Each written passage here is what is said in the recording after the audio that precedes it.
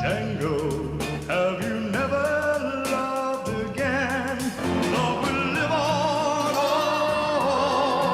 life must go on, for you cannot spend your life regretting.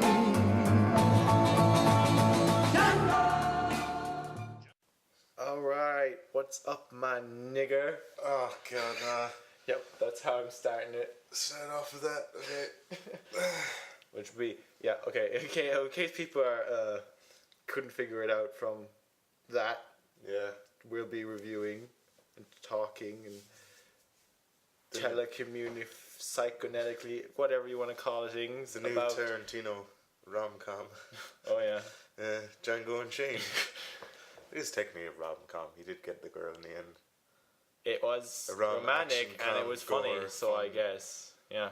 I didn't think of it Non-stop that way. fun from the start. It's a laugh riot. Anyway, I forgot my my Inside the Actor Studio style notes at home, so I'm gonna have to do it from Improv. memory. So, where do we even begin? Start. The beginning. Yeah. So, actually, I want to bring up. This is Tarantino's first Western, Yeah. which is surprising because you think he'd have done a Western sooner. Like, you look at Kill Bill, Volume 2 specifically, it's like fucking 60% a Western. Yeah, it is. And his favourite movie is The Good, the Bad and the Ugly. So I'm like, why did it take him so long to do a Western? He wanted to make the perfect one, I suppose, and he kind of did. Well, it's still no The Good, Yeah. the Bad and the Ugly, but Still good. it is. But yeah, so right off the bat though, the beginning, it opens up like a Western. You got cinematography of... You got the massive zoom in, and once they zoom in, the camera bounces back slightly, which is a lot. Oh yeah, the zoom In the old bounce. westerns, the zoominess. Which, I just want to bring up that, I love how they did that in Firefly. Even when the shots were CG, Yeah. they intentionally made the virtual camera move that way, so it looked like an awkward zoom, which is good. But anyway, I don't know it's working again. what? It stopped for a second. I was like, what? I know, this thing's been giving me a bit of trouble. But, yeah, so you have all that great cinematography, all that, like, classic stuff of silhouettes going against sunsets and herba-derba-der. Then we get into the juice of it. They're in the woods. Yeah, They're all cold, which we're all cold here at the moment. yeah, damn snow. We need them little blankets that they had. And Christoph Waltz shows up. And his lovely little springy tooth.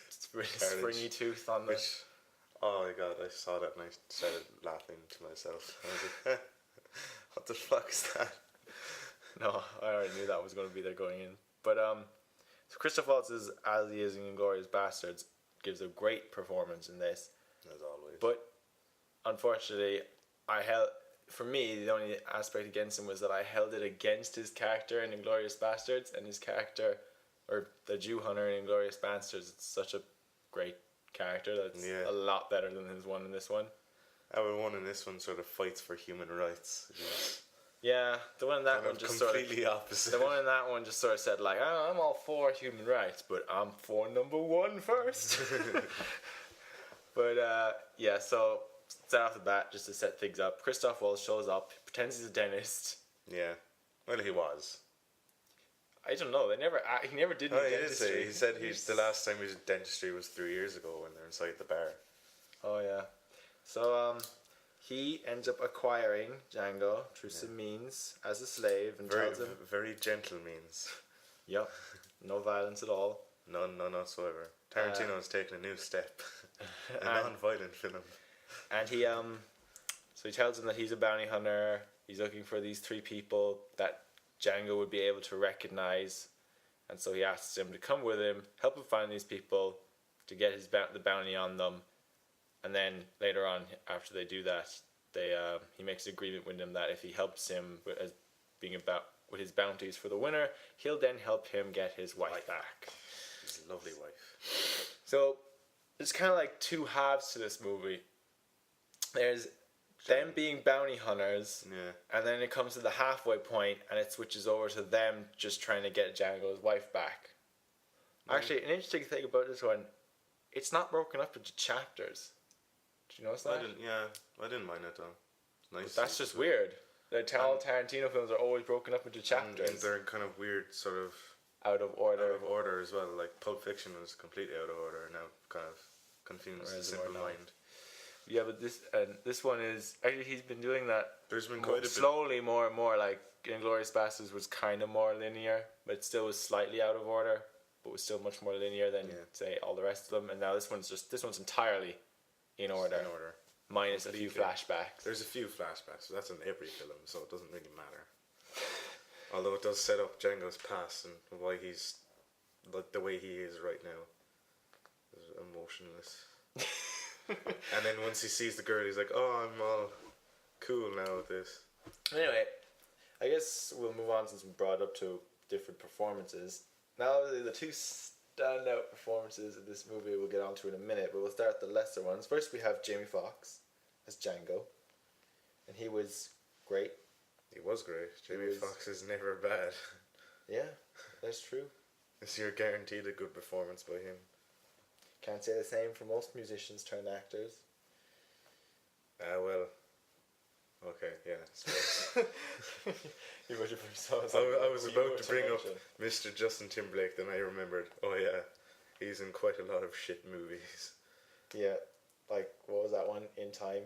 Yeah, the concept was good, but the execution was terrible. But okay, so he's sort of Django's going to be the hardest character to describe. He's a former slave. Yeah, he's a slave at the beginning of the film. And he's really angry. But he's not a kind of like Kratos in God of War kind of angry.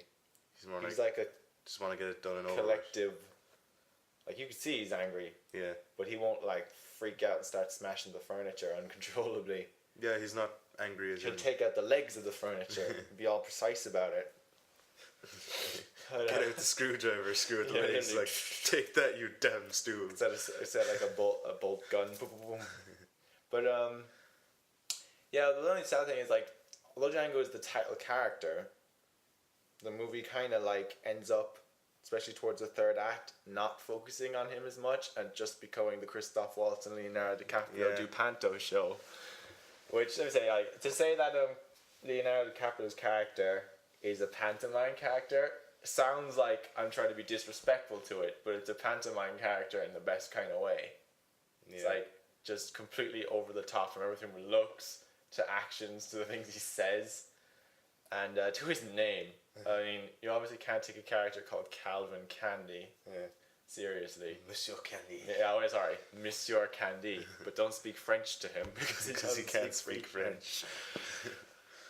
So yeah, Leonardo DiCaprio plays, I guess you would call him the villain. But he's not if you're nice to him, a standard antagonist. Yeah, but if you're nice to him, he'll be nice to you. Is basically the thing. He goes by that. More the villain was actually Samuel L. Jackson. Oh yeah, who plays old Samuel L. Jackson if he was a racist to his own people. Yeah. Yeah, he plays a slave, a 76-year-old. He's the butler, kind of. He's basically like black slave Alfred, but an racist asshole. Alfred. Black slave racist Alfred. Is basically what he plays. Named Stephen, who's sort of been like a slave in the Candy family probably since he was a child.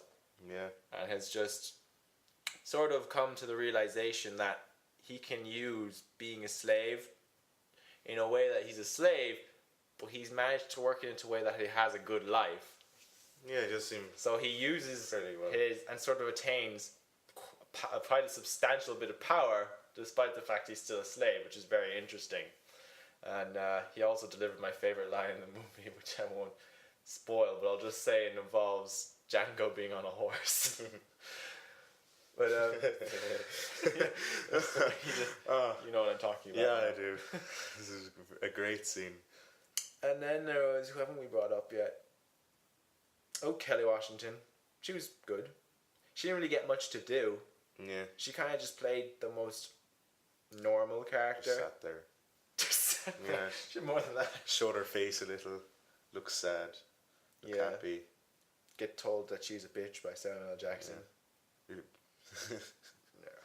Don't lie to me, bitch. But, I would like to see Samuel Jackson at that character talk to Clint Eastwood from Gran Torino. Just have like a rant between the two of them because Clint Eastwood would be like, oh, like, miserable son. place of a that bitch. character in the future, put him in the Yeah, house, just- then have a lot of, instead of Asian children, have black children go on. It's like, you Have niggers, like- get off my lawn. Have something out of place and have Samuel Jackson shouting at Clint Eastwood and Clint Eastwood shouting at Samuel Jackson. Oh, you want the two of them to interact? That would Yeah. be crazy. One of them will end up dead anyway. I'm not sure which one though. That's the problem. Yeah. So, Kelly Washington just kind of plays the damsel in distress. Yeah. Yeah, that's more or less her. She seemed perfectly okay with Django kind of killing everyone. Well, She was just like, oh, I'm so happy right now, and then people getting brutally murdered I right in don't know. front of her. If you were a slave, she was put in the hot box after all. Hot box Yeah, not fun. I did read something about the thing. Tarantino did it an interview on the Daily Mail, and he said that the ending where Django gets Don't his spoil anything revenge now. Yeah, he on his gets his captors, which revenge. is obvious. That was And then, all I didn't know you were going to the go way into he said, details. like, in that show Roots, which is about slavery as well, he let his captor go, and then Tarantino goes, "That's stupid. Roots is a good show, but like, yeah. if you were in that situation, you would beat the absolute shit out of your captor."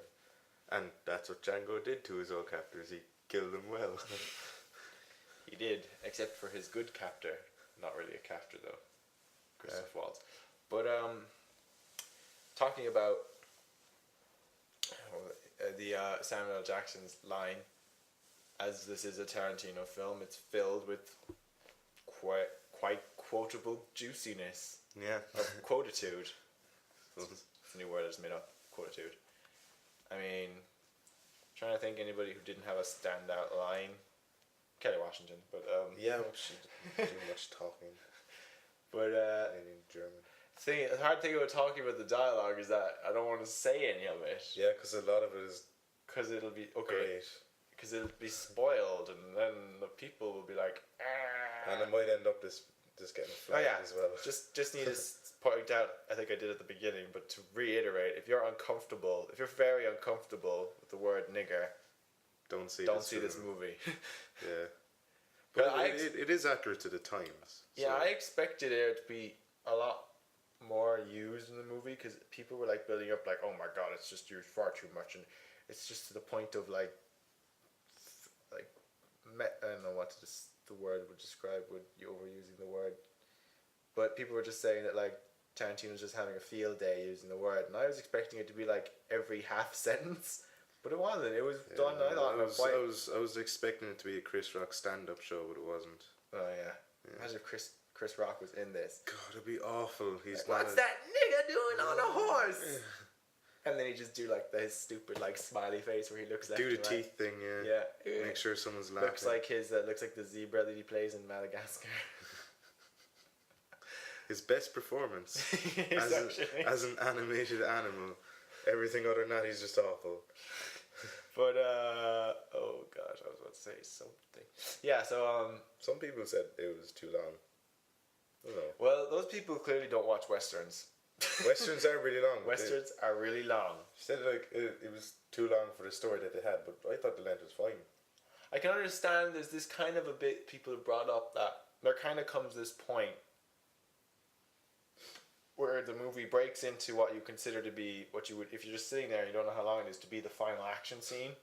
There's this big Went by pretty glorious fast. shootout, Oh, but it kind of feels like normal movie etiquette would dictate that be the ending point of the narrative, and then the point everything after that would be the wrap up.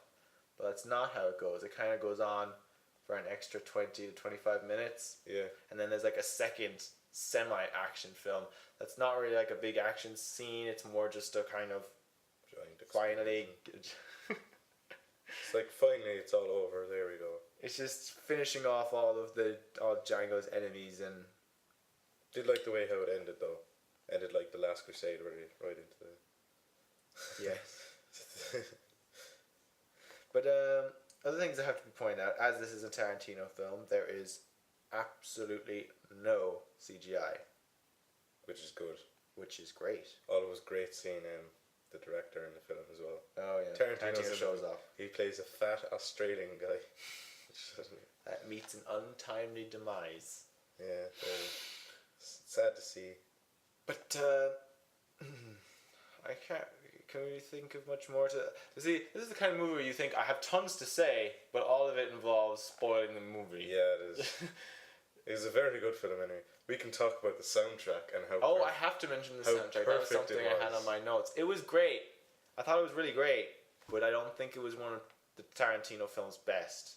It was perfect for the film, though. It was, but I don't know. Don't know how they did it though, because like, you know, it starts off. Oh, it's a rap song. Oh, great. Then Western music comes in, and you're like, this is pretty good. What's really weird about this is that Jamie Foxx did some original music for it, which Tarantino has always said in the past that he hates letting people do original music for his films because he considers that taking the control of the movie away from him, which is why he always just uses older soundtracks, brings them out, and then everyone just assumes they're just from Tarantino films. Yeah. Like, you know, when we were in school and people would just do the whistle thing from Reservoir Dogs, no? from well, it's in Kill Bill, but it's from that British movie. I don't know. I'm trying to remember the name of it now. It's about a guy who like stalks this one. He pretends he's mentally disabled. Oh, yeah. And he uses it to get close to this one and kills people getting in the way of that. But basically, there's just this famous. It's like the soundtrack of that movie, and there's just a scene where he like whistles the do do do do do do, which then Tarantino uses as Elle Driver's theme / something she actually whistles in Kill Bill. Yeah. So then you have people who just assume that's just from Kill Bill, or even the and the starting song for Reservoir Dogs as well. Yeah, The Little Green Bag. That's from the 60s. Most of the tracks Tarantino uses are from the 60s, like the Green Hornet, from the Green Hornet TV show. Yeah. But yeah, I like that he uses all these great themes and brings them back into the public mind. It's just unfortunate that people don't recognize that these are not original and just made for this movie. I suppose. Well, back to the Django soundtrack, it was Great. perfect.